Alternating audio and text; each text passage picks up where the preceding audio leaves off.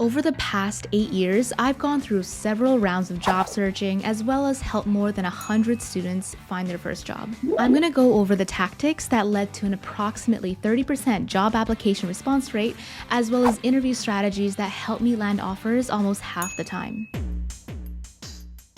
First thing I want to talk about is applying early and following up. I don't know if it's just me, but I find that I get a higher response rate when I apply for a job as soon as possible after the job is posted, ideally within 24 hours. Hiring managers typically receive far more applications than they can realistically go through, especially these days.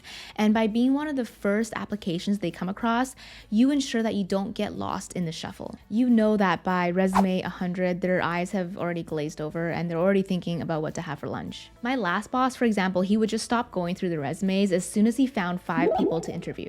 Obviously, this isn't a guarantee. Larger companies will typically use software to filter the resumes initially and shuffle them so that they're no longer in chronological order. But it definitely doesn't cost you anything to just apply early, so might as well do it. The next thing I want to talk about is reaching out to recruiters. You've probably already heard enough people tell you how important it is to build a network. But to be honest, building a solid network takes a lot of time. It's more of a long-term strategy. Telling a brand new grad with no work experience to just build a network isn't always the most practical advice for your first job. The strongest networks are based on mutual trust built through repeated positive interactions over a period of time. While having a network is definitely one of the biggest assets you can have, I don't think it's something that you can or should rush. It's more of a long-term strategy. That being said, I do think you should network specifically with recruiters. As soon as you've applied, see if you can find the recruiter on LinkedIn and send them a short message letting them know that you've applied. Even better is if you can talk to them face to face. Every time I've gone to in-person meetups, career fairs, or hiring events, there are a ton of recruiters, and I've noticed that they're far more likely to respond to my messages if I've met them in person. It also goes without saying that you should keep your LinkedIn up to date, something that I need to do so that recruiters are more likely to reach out to you. Every time a recruiter reached out to me on LinkedIn, I've secured at least a first round interview. Now, getting an interview is kind of pointless if you can't actually pass the interviews, so I'm going to get to that next. Keeping your interview skills sharp. The last thing you want to happen is to secure an interview at your dream company only to realize you don't have nearly enough time to prepare for the technical assessment. You've let your technical interview skills get stale, so you spend the next week stressed out of your mind and cramming as many leak code questions as you can, only to still bomb the interview. It's definitely happened to me before, and the worst part is you need to wait about 6 months to a year before applying to that same company again. I've mentioned before how important it is to continue to keep your interviews sharp, even if you're happily employed, because you just never know whether or not or when you're going to need them again, especially in today's market. But on the bright side, maintaining a skill and retaining knowledge only takes a small fraction of the effort it does to initially learn it in the first place. So if your technical interview skills haven't completely atrophied, you might need less time prepping for your interview rounds versus someone who hasn't thought about interviews or done any interviews for years. Whether you're learning a new language or framework or preparing for your technical interviews, ChatGPT can seriously speed up your process by pointing out the bugs in your code or providing you with extra challenges. If you don't know where to start, check out this free guide from HubSpot on Learn to Code with ChatGPT. It's an easy-to-read, accessible guide on choosing the right programming language for your goals, a brief introduction to natural language processing, as well as the pitfalls you need to watch out for when using AI. My personal favorite section is how to use ChatGPT as your personal coding tutor. It gives you tons of example prompts to use when you need to debug your code or want a concept explained to you in a simple way. This section actually gave me lots of new ideas on how to use AI to speed up my learning and made me realize I haven't taken advantage of the full extent of its capabilities. For example, I never thought to ask AI to help me identify gaps in my understanding based on my conversations. This guide is a great introduction to using ChatGPT to learn to code, and I recommend you check it out by clicking the link in the description below. Thank you so much, HubSpot, for sponsoring this video. Like I said, you might not want to interview too soon that you ruin your chances with your dream companies, but you also don't want to wait too long to get real-world experience and feedback. This might be a little controversial, but if you want to get real-world experience, you can book a few interviews at the beginning of your job searching cycle that are for positions or companies that maybe you don't care for as much, so that you can use that experience as a learning opportunity to prepare you for interviews at your dream companies that you do care about and have higher stakes. And honestly, who knows? I've done a lot of interviews where I went in with low expectations only to be pleasantly surprised. I may be looking for a new job later this year, so to prepare for my interviews for mid-level to senior full stack development roles, these are the resources that I would use. For data structures and algorithms, I really like the list of LeetCode questions prepared by the author of Blind 75, since it's laid out in a really nice way that allows for spaced repetition and long-term memory, and also their UI is pretty intuitive and easy to use. I'm also reading the System Design Interview book by Alex Shu, which is a really good primer on how to design systems at scale. If I'm being honest, it's more focused on how to answer system design interview questions rather than going deep into the technical details, which is kind of why I'm using it for prep.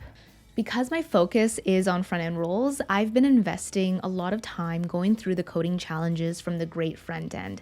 It's also made by the same guy that created Blind 75, and the format is almost exactly like LeetCode, but for front-end. So if you're doing front-end or full-stack interviews, I would highly recommend checking them out. Now I want to talk about balancing quantity versus quality. The last time I was job searching, maybe a couple years ago, I would manually tailor my resume to fit the job description. I would do some research on the company and use the language they used in the job description in my application and resume. These days, it's a tricky balance because you don't want to overinvest in each job application, especially now that hiring managers get hundreds, if not thousands, of applications per posting. On the other side of the spectrum is spamming your resume everywhere, using bots, and hoping you get lucky playing the numbers game. The best strategy is probably somewhere in the middle. However, my instincts tell me that if you're a junior, I'd probably lean more on the quantity side, since the volume of applications is generally higher for junior positions and luck plays a bigger role. Your time might be better invested in applying to a higher number of jobs or brushing up on your technical interview skills. If you're more experienced, I lean more towards investing in the quality of each application, especially for jobs that you feel like you'd have a great shot at or might not have a massive volume of applicants. Most importantly, just experiment and see what gets you the highest response rates, because every niche and location is very different. Nowadays, we've got the help of ChatGPT or other AI tools to fast track this process. So what I would do is take the job posting and my current resume and ask AI to rewrite some bullet points to better align with what they're looking for in the job posting. I use ChatGPT as a starting point to give me ideas when I'm blanking out on a word, or to rewrite some bullet points to be more concise. Don't just copy and paste, because you're just going to sound like every other candidate who's using AI. Number 6 or 7 is storytelling. One of the biggest mistakes I see people make is focusing only on the technical part of the interview. Amazon, for example, puts as much weight on how well you demonstrate their leadership principles as they do on how well you perform during the technical interviews. These days, I feel like we see these interviews as a round of exams to pass or a game to win, rather than a series of conversations to determine if it's the right fit. By the way, I don't blame the job seekers. I have a ton of issues with the interview process for software engineers that I'll save for another video. As obvious as this sounds, we sometimes forget that the person interviewing us is also a human with the same cognitive biases as we do. People are hardwired to pay attention to and remember stories over facts and numbers. So rather than telling them that you work great under pressure, I would prepare a story that actually shows you work well under pressure. Maybe you can talk about the time that you remained calm when there was a production outage affecting thousands of users.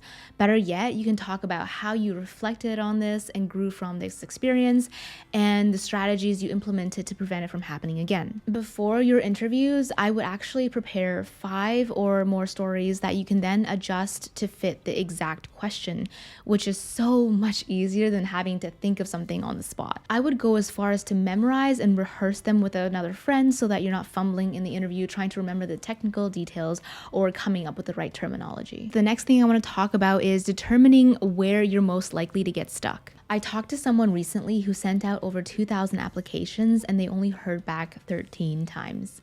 But once he was invited to an interview, he'd be moved on to the second round more than half the time. Rather than trying to brute force your way to a job by spamming applications, the best option might be to optimize what I would call the conversion rate.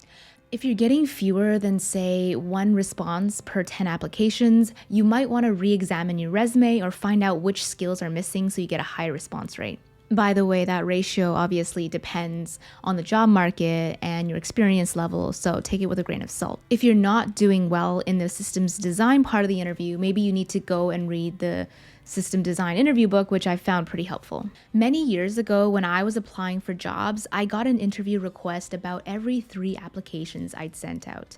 I was getting a good response rate for my applications, but didn't pass most of the technical interviews I went through, so that's where I've put my focus. Don't stress about the competition. I know it's discouraging to click on a LinkedIn job posting only to see a ton of people have applied and it's only been posted less than a day ago. I wouldn't let this scare you because this number represents all the people that have clicked apply, not just the number of people that have completed an application. Let's take this job at Grubhub, 332 applicants, hit apply. Open up the Grubhub application. I'm not going to fill it out, but I'm going to come back to LinkedIn, hit refresh, and we are now at 333 applications.